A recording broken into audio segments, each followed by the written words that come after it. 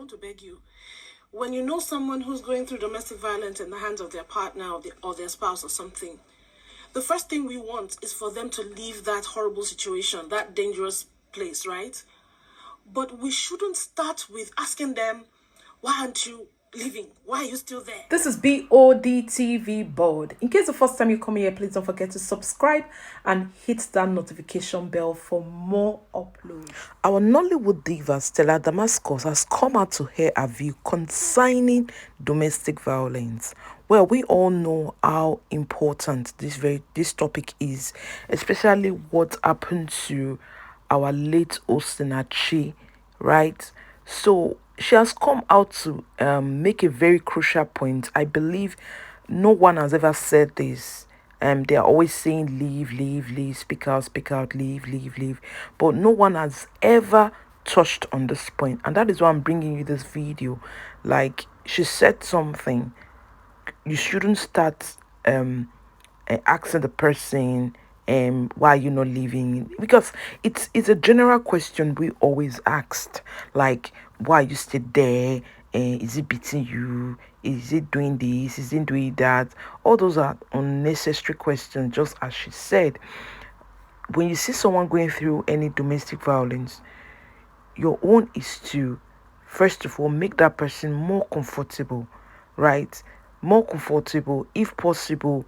Volunteer a place for the person to live in first before you can give help to the person. So that first aid of, like, you making you taking an action towards that problem matters a lot. Not asking the person, don't you have relatives, don't you have family, and there are some questions that is not relevant. To just make the person feel, like, according to what she said, you just make the person, the victim, feel more vulnerable, right? So you just make them feel as if they've made the biggest mistake of their lives.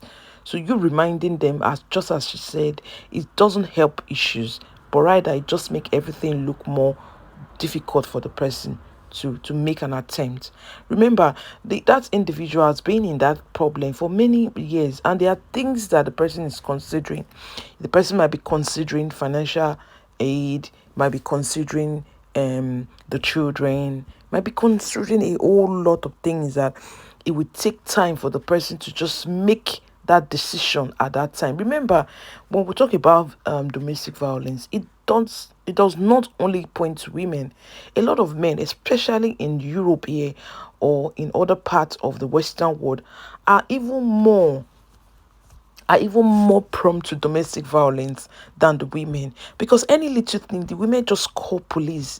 The women just tell them, start threatening this man and start saying, oh, you leave this house and you still pay the bills and all that. That is why it's also very important for us to check up on people, like, even if they are not really close friends, but just give them a call when you feel, or when you're suspecting something. Just give them a call and say, oh, I was just checking on you. How is the children? How is everybody? It's been a while. I was church today, just like that. When you check on them, some people might open up, to talk to you, because you are not really that close friends, because a lot of people do not want to talk to that really close friends, right? They just want to confide on someone, so they might be able to confide on you, and with these things that you've already known, you can be able to find a solution to that person's problem, right? So it's not all about you telling the person, hey, why you still there? Why you not leaving? Hey, the man will kill you. He will do this to you. If you don't leave, now your cops don't come carry you. You must leave, oh. You must leave, oh. Of course, the person wants to leave, but how will the person leave? That's the question. How will the person leave? Nobody's talking about that part. How would the person leave? Where would the person get help from? Because I can tell you I will help you. When I help you 1 week, 2 weeks, I'll be tired of helping you. I won't start suggesting, is it time for you, or I think it's time for you to go back to your husband's house. Maybe by now his head must have cooled down. It's just indirect way of me telling you that I'm tired of giving you help, right? So it's a very important topic that we should begin to talk about, or we should stress more on. You see, when Osinachi's on happened, it was everywhere. People were talking about it, but right now nobody's talking about it. And during that period, we see a lot of domestic violence were just popping out. Even the ones that have been on ground for a very long time, nobody has been talking about, or even the ones that have been in the home and they've just been keeping silent and keeping quiet of the whole thing that also came out. Majority of them, they said they were going to help them, but they didn't get that maximum help they needed. So at the end of the day, they will see themselves going back to that man's house again. So my people, this matter, I keep saying it, a very, very strong one. So until we take the bull by the horn and say, I want to live, that's you decide it from your mind and say, I want to live. I want to start all over again. I don't mind selling pure water or groundnut or living in one room with my children.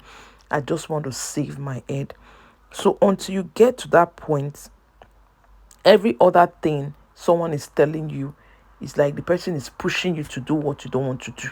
That's just the truth. Because if Osinachi had listened, the same thing, right? The same thing that has been happening to other people, that you hear them, people dying. Of course, she knows about this. She must have heard about it.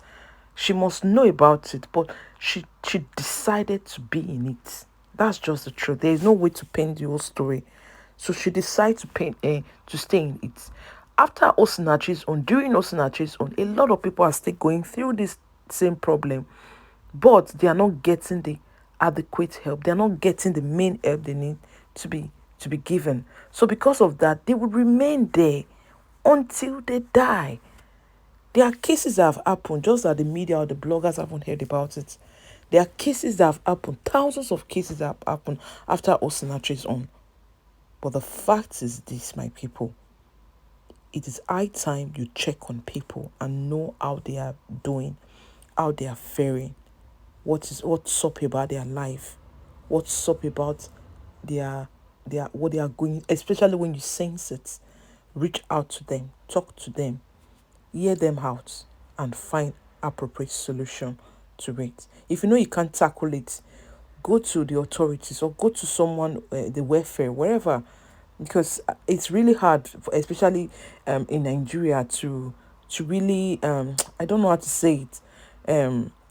People are just scared because they don't want to see themselves as if their marriage failed. So because of that, they want to remain. But in Western world, it's different. If you don't talk, you yourself, you're in problem as a woman. You are a very big problem. So even your children can be taken from you. They can seize your children if maybe they know that you've been going through domestic violence and the children has been part of it. They've been seeing it, seeing what's happening, and you refuse to talk. So even you yourself that is a victim, you can go in for it as a law. But in Africa, I don't think it's like that, right?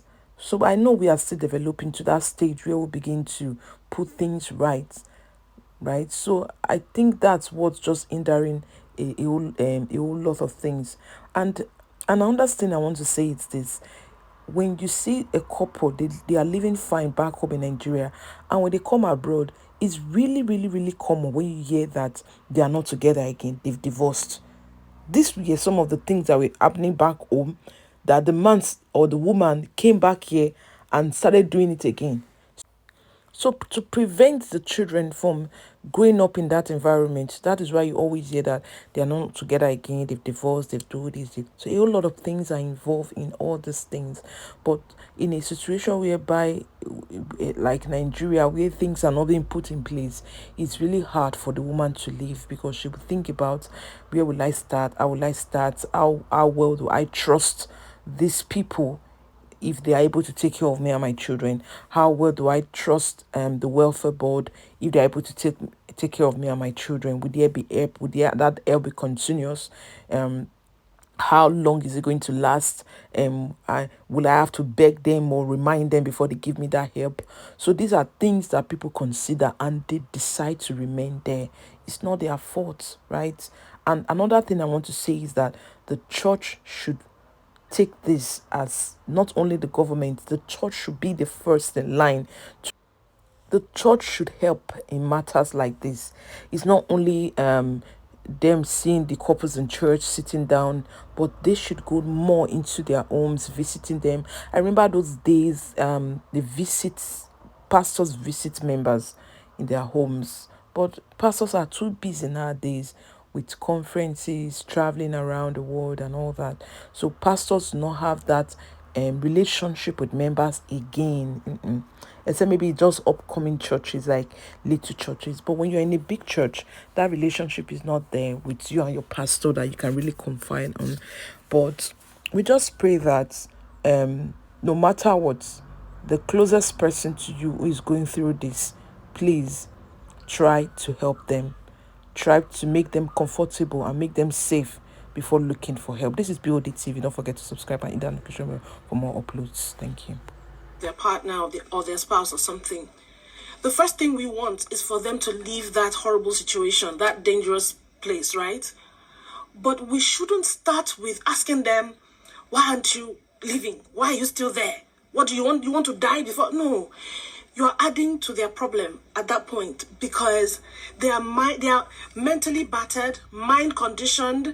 They are brainwashed into thinking that it's their fault or they're unworthy or they can't even find anything better out there. Some of them are made to think that without their partners, they are nothing. They've been battered like this for a long time. So it's not fair to go and add to them. Why are you're still accusing them, making them feel the way their spouse makes them feel? The best way to do it is to understand, listen to them first, and then find help for them. Whether it's shelter, whether it's law enforcement, whatever it is that you can do for them, start there.